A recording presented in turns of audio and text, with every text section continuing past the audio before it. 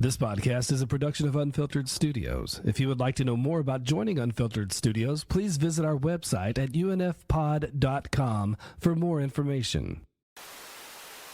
It's your host, Sully. Once again, for this Spielberg-themed week, in particular in this episode, are going to examine Spielberg's free key TV movies, where he's stepping outside of his comfort zone for Rod Sterling and Universal TV. Enjoy. We had all kinds of different participants in these different chats. You'll see them credited, but it was really a delight having some of my usual partners in crime, as well as Elliot Serrano from the Top Men podcast, among many other radio show networks, as well as Watch It If You Can, Dave and Liam. Really total delight. So sit down and enjoy.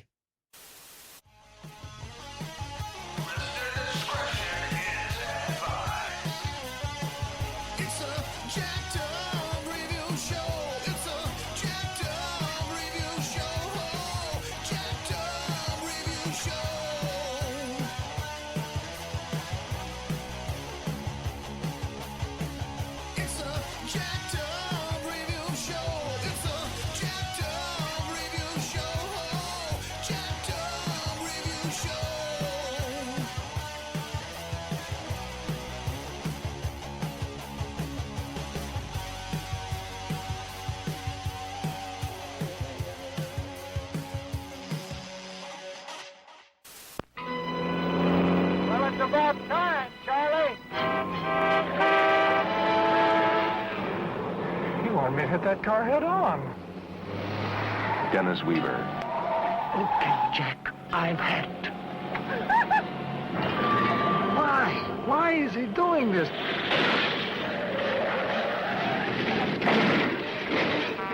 Duel. Okay, well, welcome, Elliot Serrano.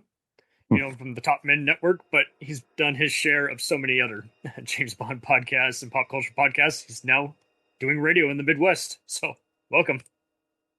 Thank you. Yeah, it was a lot of fun working on Top Men and the Shaken Not Heard podcast. Those were all limited edition sort of podcasts because we were looking at things very specific. I know there are a lot of other great James Bond podcasts. We had some folks on from the world's greatest James Bond podcast on our show. I love the IndieCast and a whole bunch of the other IndieCast's great. Yes. Yeah, those guys are great. I love Movie Navigator. Those are So shout out to those who continue going on. I say, hey, y'all keep going. I'm listening. So it's great to see more of that content being produced. The Indiana Jones minute just finally came back, and that was just wild because they kind of took a 2-year hiatus. They were like, I'm not sure we want to complete the Crystal Skull, but someone's got to do it. Someone's got to do it. Again, I don't have issues with Crystal Skull. It's the one that I watch it every time I watch it. I actually like it more. That's fine. And same with Dial of Destiny, which I know gets a lot of I loved it too. A lot of grief, but yeah, I'm the only one who gave it like 5 stars, and everyone else is like, it was okay. I'm like, well, I'm just gonna go and sit in my closet. There's no way to make people happy these days. Yeah. Nope. I know it's not with story, great action. It wasn't for me. I don't get it. It's the fifth time around thing, I guess. Who knows? It's Indiana Jones, the one trick pony. Yeah.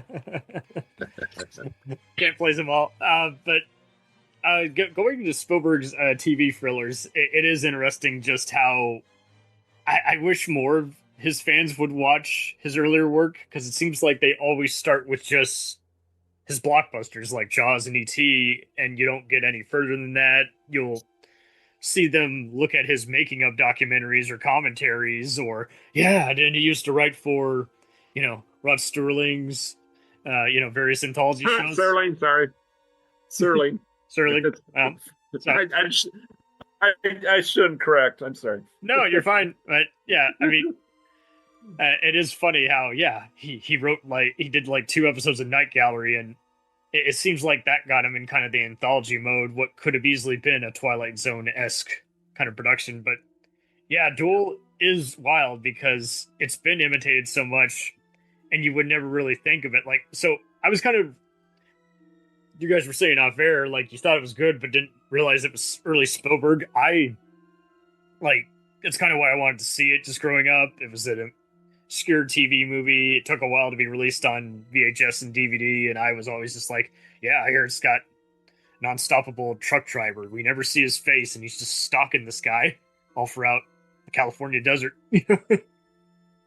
And it has McLeod, remember? Dennis Weaver. Dennis Weaver, and it's so funny how a lot of people kind of in their it's just sealed into their eyes. They just remember him just running away from the phone booth as he's trying to make a call, and the truck's coming towards him. And it doesn't feel like a cheat, like, because I guess he could have easily kind of gone like some of those other infamous TV movies of the week, but he decided, let's just keep it concrete. Like, we're never going to see the driver, and this only ends one of two ways. He either successfully murders our protagonist, or the protagonist gets away.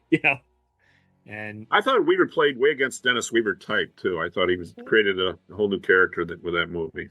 I'm sure that's kind of why he wanted to do it. Is like, I'll do it. Just don't make me wear a sheriff hat. Like, I just want to. He doesn't even really look like him.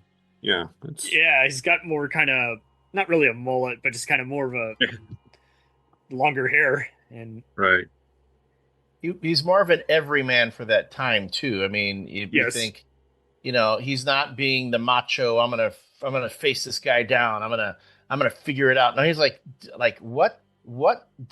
WTF? Why me? Why is this happening to me? Right. How do I get out of this whole thing? And again, for it being what it was, I always wondered how much of the film were conceits that came in the screenplay, and how much of it were things that Spielberg came up with. Like, okay, this is how we're going to do this. We're going to do that. Well, the screenplay doesn't really account for this, so this is how we're going to play it. But you even then, there's a through line there from that. I say from Duel all the way to Saving Private Ryan. Sure. Because of the Spielberg, you can see he's really discovering his visual language. I remember going, I'm watching Duel, and then there's stuff that carries over into Jaws. And then when I saw Saving Private Ryan, the whole bit when the soldiers are dealing with the Nazi tank coming out of nowhere, right? Getting the cocktails ready to throw. And I remember going, holy crap, this tank is like the shark from Jaws. It's, so there is so much in there. When you see enough of his movies, you start seeing his tells, what he's doing. You get that. But then seeing all of it right there in Duel in the very beginning is just really, it's really kind of cool. And although, you talk about his blockbusters, no one ever talks about 1941. Has anyone ever talked about 1941? I'd love to talk about it more. Let's pause it. Let's pause. I'll say this about Spielberg: Duel, Sugarland Express, Jaws, Close Encounters of the Third Kind, 1941. Why did it fail? Nobody was ready for Preston Sturges comedy back then. Alrighty, greetings, ladies and gents. I'm just going to circle around. Christopher, how did you get into Spielberg? Probably the same way anybody did, or on accident, whatever. He was just one of those filmmakers that, at the time that I was growing up, if it was a big film, it was likely a Spielberg film, at least in the prime teen years or so of my life, without even knowing anything about directors or anything, was probably the first time I caught Duel on television. Perfect. Yeah. So you go way back to Antenna Channel. Oh, yeah, absolutely. And then from there, it was just more coincidence than anything, because it was just for the longest time certainly through the 80s, that if there was a big film that you wanted to see, it turned out it was Spielberg, behind it in some one way or another.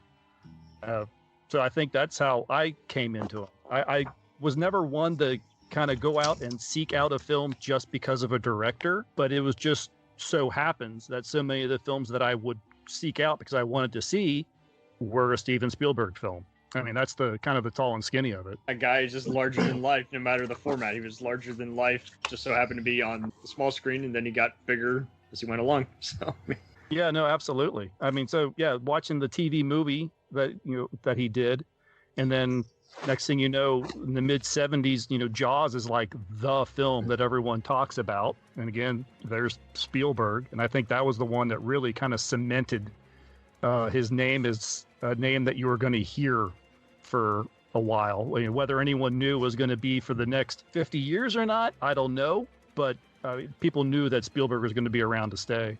And I'm sure the security guards, you saw him sneaking into the Universal lot, like, yeah, this kid, he's got some guts. But yeah, no, it's true. It's like, it does make you wonder who knew he was hot stuff and who just took a while to convince, especially given how Jaws is basically a blueprint for every filmmaker. When you're not sure what's going on, just stay calm and figure it out, you know? Yeah, no, exactly. Mm-hmm. You read some interviews from some actors that have worked with him, and they all say, as soon as I worked with him, I knew this was going to be the man that was going to be somewhere. But you always read those interviews that take place 10, 15, 20 years later. So you really wonder if that's what they say now, if that's really what they meant then. It is kind of fun just watching any earlier reviews or later reviews. It always just makes you go, is like, okay, were they hinting at something, or were they, is this review really that outdated? You take kind of solace in the fact, if no matter how important you are, you know that there is some reviewer somewhere in the 1970s that said, yeah, this new guy, Steven Spielberg. Podcasting After Dark had the fortune of interviewing Richard Tyson. And he was talking about, it's like, he knew he was going to be some hot stuff for a while the day Spielberg gave him $100. And told him to be in after school fighting flick. It does say a lot how he's got all this rare confidence building onto various people. Danny boy. Well, it's basically been said, like, you could not be the child of the 80s and 90s and not have seen a great deal of his work. E.T., Jurassic Park, the Indiana Jones movies, but I tend to prefer some of the more obscure stuff myself, like the aforementioned Duel, which is a favorite of mine. When it comes to Steven Spielberg, I mean, this guy just has like the Midas touch. I mean, we all, everything he touches turns to gold. I want to leave this place.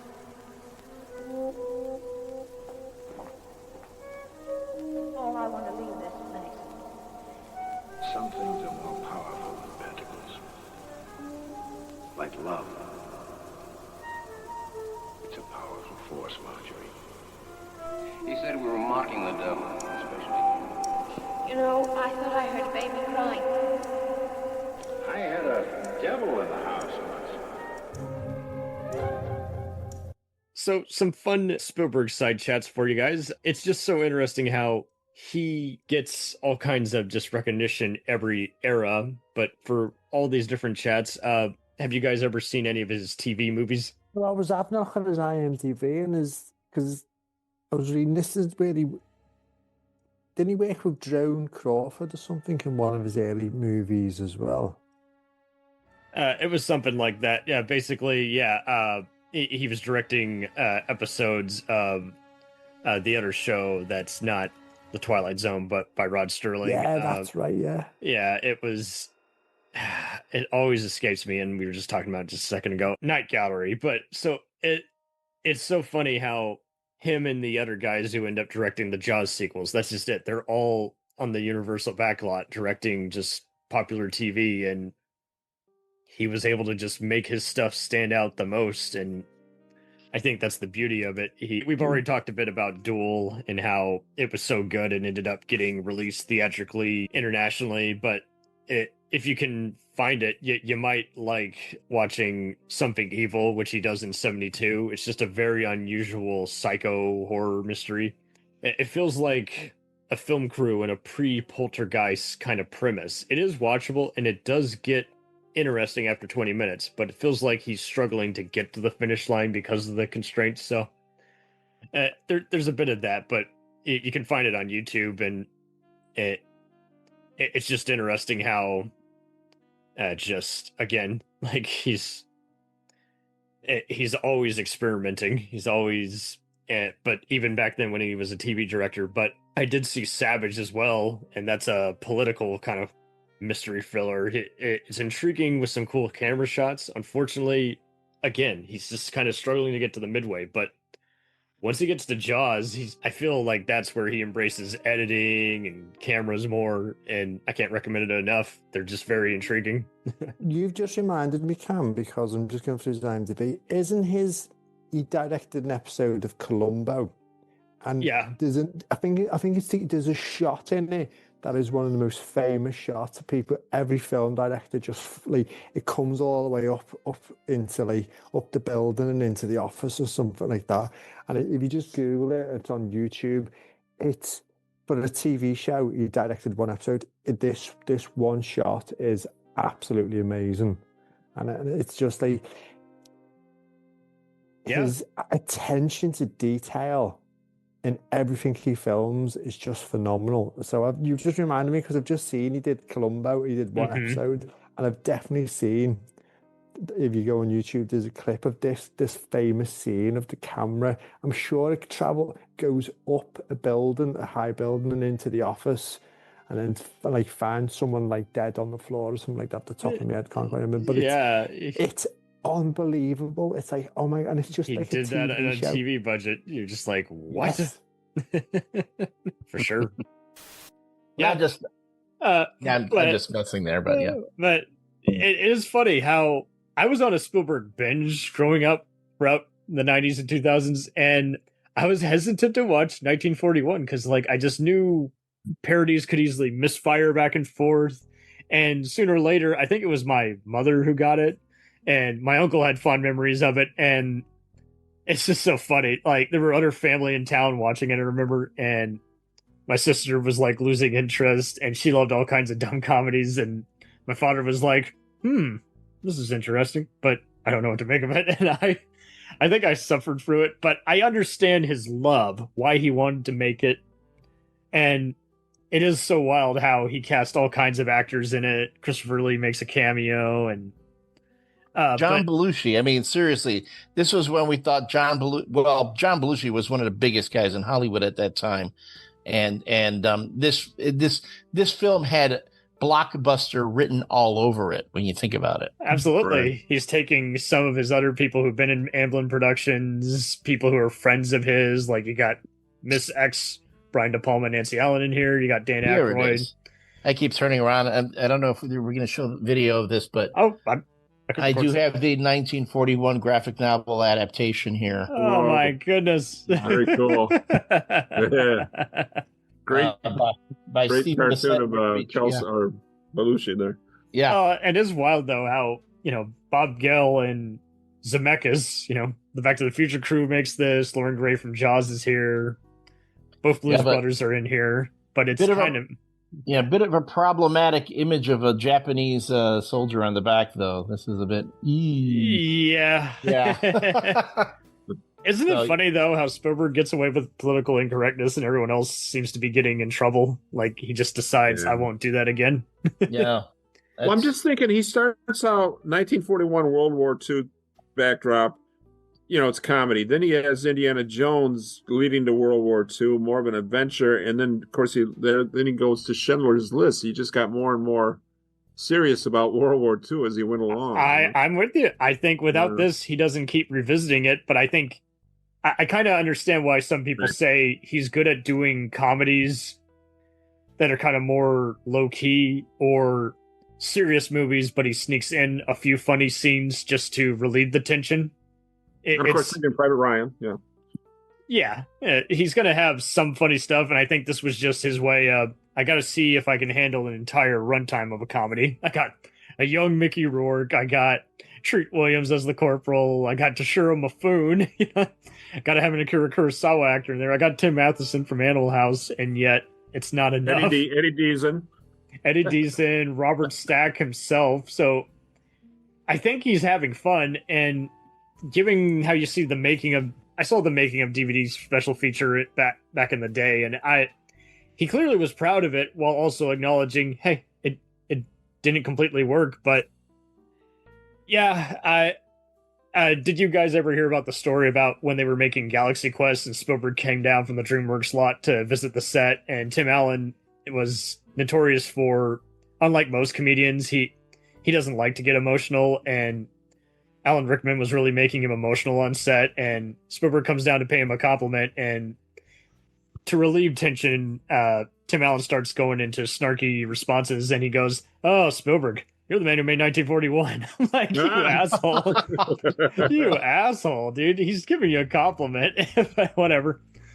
It's interesting, though, how it's followed him around, but yeah, I don't know where I would rank it. I would probably rank it as a morbid curiosity, because, I mean, after all, you do have Frank McRae, Dick Miller, and even Jerry Hardin in there, but yeah, I don't know what to make of it, but I understand why it's kind of a fun curiosity. It's interesting how it's kind of made for more of a family audience, I guess, as opposed to his intense kind of blockbusters. So, I mean, he's had said that he knew he was a bit self-indulgent on it.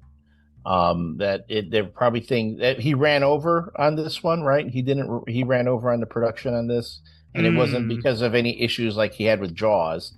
Right. And it was after 1941 he told himself he would never run over on a film schedule ever again. And that's what he's good at. That he always keeps a schedule. He's always good at, quick, efficient production times, shooting schedules, bing bang boom. And that's, again, since he says since 1941 he would never be that self-indulgent again. Although I kind of think AI might have been a little self-indulgent, but I don't mean to get us in that direction. No, I'm with you. That's a whole different kind of oyster. But does anyone know the difference between like the extended TV versions? Because much like Duel had an extended version when it was released theatrically overseas, I noticed there was like some extended TV edits. I don't know if there was much difference.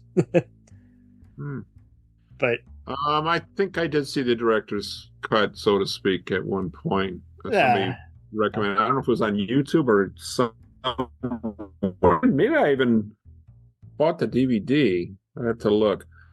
I will say, I'm curious if Duel. I'm curious if the Duel, real quick, extended explains the mystery a little more of who the guy was and why. It does, and I've got it. I haven't watched it recently, but I do remember watching it. No, it's left an utter mystery, which I think works. Right. I think it works best for that. I mean, it's the whole, I think it's about paranoia.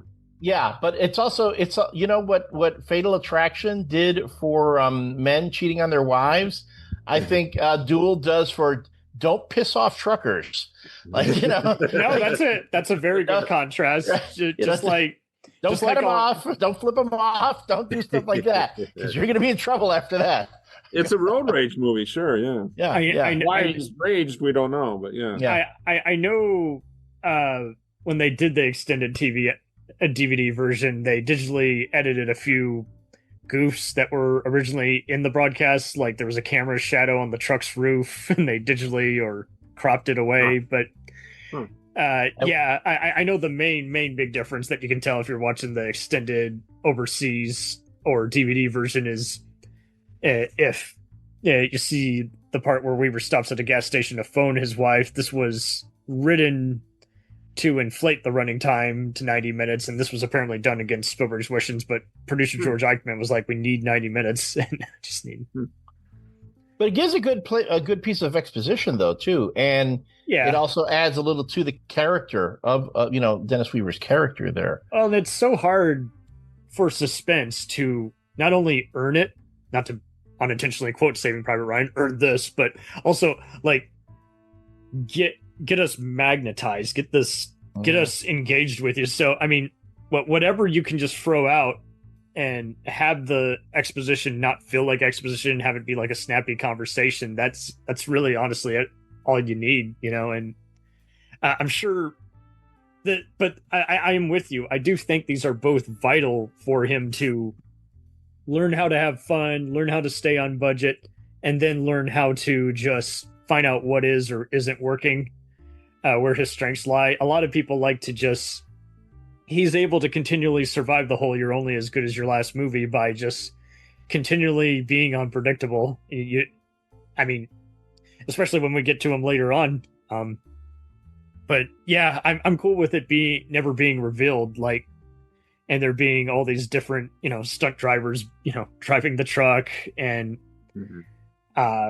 I've only seen screenshots of the Blu-ray, and it does look pretty gorgeous considering it's a TV movie that's been upgraded. So, I mean, it's probably one of the best TV movies for a reason, because it's just really isn't like anything you would see. I mean, you had Trilogy of Terror that scared enough people, and now we look at it and it's kind of goofy, but this one is more of a just, Richard Matheson took his old short story, which, believe it or not, actually appeared in Playboy magazine. That was a thing back then. But so yeah, I think Elliot brought up a good point though. Like, how much of it is Spielberg's pretty much the action sequences and mystery is definitely him building up him.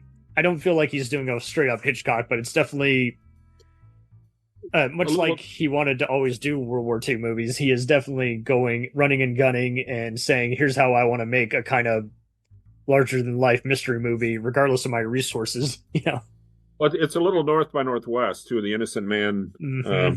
Yeah. I'm definitely a lot of that. I'm surprised he didn't do a director's cameo like so many of those Hitchcock types would do. He kind of reserves his cameos for all his other collaborators like Richard Donner and Joe Dante.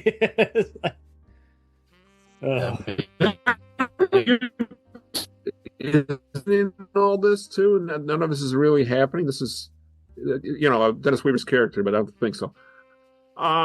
They kind of leave one it thing to your did mind, bug me, but yeah, but because stuff like he slams into that fence by the diner, and nobody says a word about it. Nobody cares about the fence getting torched, or cracked up. Nobody says a thing about the fence. The movie goes so fast, but that would be... You've been out in the sticks, right? They're more worried about his... Oh, yeah. How's your neck? Yeah. But I know what you mean. That's a mild nitpick where someone else would have had one of the diner patrons just look up with a what the hell look, So I mean, he suspects everybody with boots in the diner, which can't blame him, Heck, I remember when I was watching the movie, I'm going, "Oh, the guy's in there. Oh yeah, the truck driver's in there. He's gotta be. Yeah. Who else would know him?" Right. But he, fortunately, like you say, he plays to the paranoia. It could be anyone around the corner, and just like real life, you're never when you're being stalked by someone, you're too busy trying to get away. You're not gonna have enough time to pull a Scooby-Doo and go, "Jinkies, I know who's trying to kill me." So, I mean, I think it's also why people find it neat is there's no outside interference. If you did this now, they would.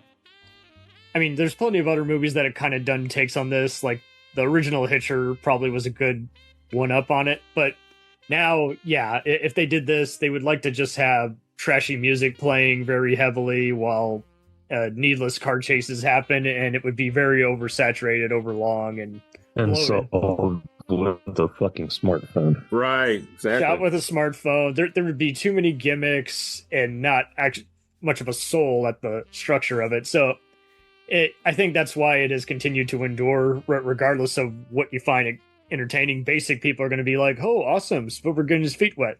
Well, the rest of us are going to be kind of like very playing it safe while also elevating it, like just really making use of what could have been way too limited.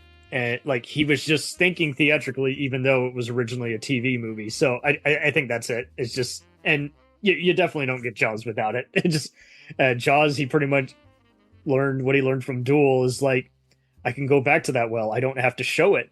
So, and especially because technology is letting me down, I'm only going to show it when I need to show it. And I think that just plays into his overall modus operandi. And so that's why when we see some of his other movies that we like or don't care for, he unfortunately can get a little too cute at times because he just can't help himself now that he, much like his friends, Scorsese, Lucas, and even De Palma, he's like, well, now I have the technology to show it, so I might as well. It is also interesting hearing a very intense music score, and it's not John Williams. Oh yeah. It's very sparse, so there's not much music in it. But yeah, Billy Goldenberg saves it for key moments. Pretty much, he's just like, I'll show it when I need to show it. I don't. Right. I'm letting this all speak for itself. I'm going back to what if this was just a 40s, run and gun kind of movie. I mean, the cinematography is great from frame one, though. Those shots, the road, all the highway stuff right at the very beginning. Before you really can't tell what's an exterior versus what's a very convincing soundstage. It just looks very lit, like you would if you would see it being outdoors. So, I mean, yeah, kudos to them. I also got a kick out of, they had talk radio in 1971. Early on, there's a talk radio thing going on. I guess it's been around forever, but kind of like Lahain. Like who? Lahain, the movie from 90. Oh, Lahain, yes. Yeah. Yeah, well, it's funny you brought that up, Oreo. That's actually, he once listed that as one of his favorite movies. Oh, wow. So, those who've not seen it, it's an early Vincent Cassel before he was a big French superstar for movies and TV. You've seen him in a bunch of stuff, but yeah, it's a very solid, like, low-budget crime thriller, just showing all these troubled youths, and one of them is instigating and dragging them into all these hate crimes and other stuff. You don't see the hate crimes. And it's black and white, and I like that.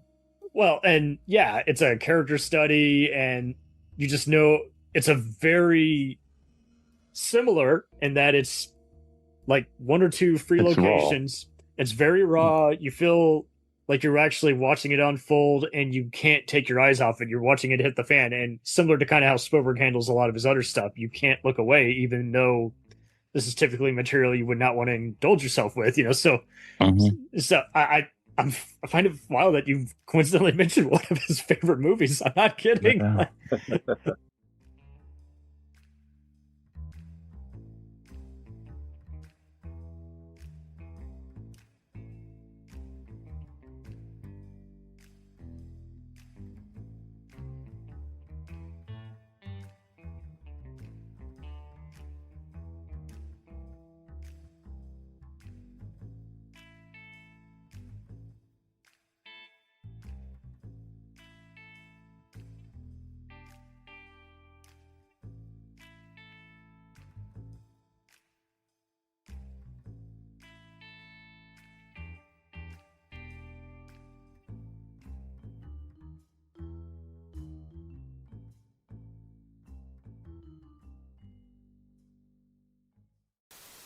We'll return after these messages. Howdy folks, Halfback here. We got a 90-minute weekly Shack Stop. It's growing all over the world. Find it at 2 p.m. and 10 p.m. Eastern Time on Mondays, then 3 p.m. on Wednesdays, then 7 p.m. on Thursdays. You can catch it on many more radio stations, 99.9 KERB, 1 p.m. Central Time, 2 p.m. Eastern on Mondays. Then catch the encore on Thursdays at 5 p.m. Central Time, 6 p.m. Eastern. Then catch it Wednesday mornings at 11 a.m. Eastern Time, 10 a.m. Central on 107.7 K-Twins. Then hang out with us Wednesday afternoons on MXTR and House Shack Radio, 3 p.m. Eastern Time. Then Thursday, get up bright and early with us on 95.7 Web Radio at 6 a.m. Pacific Time, 9 a.m.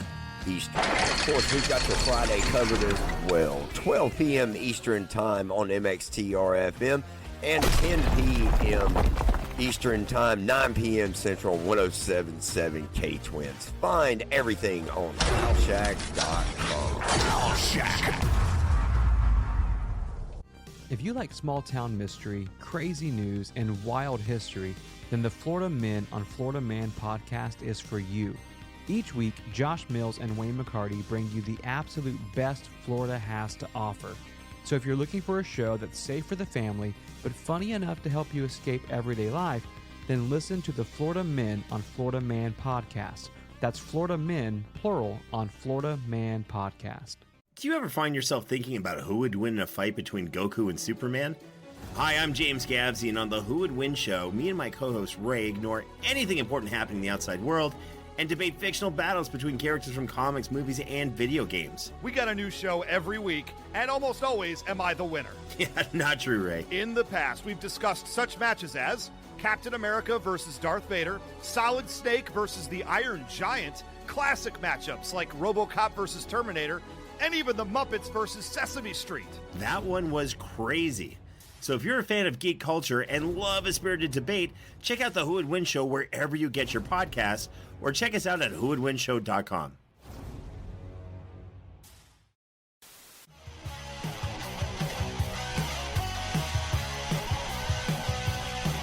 Follow us on the web on Facebook, Twitter, and Instagram.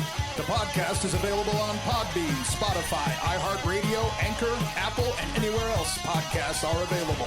Feel free to review our show and leave comments on any of those sites. Thanks a million for listening. It's a jacked up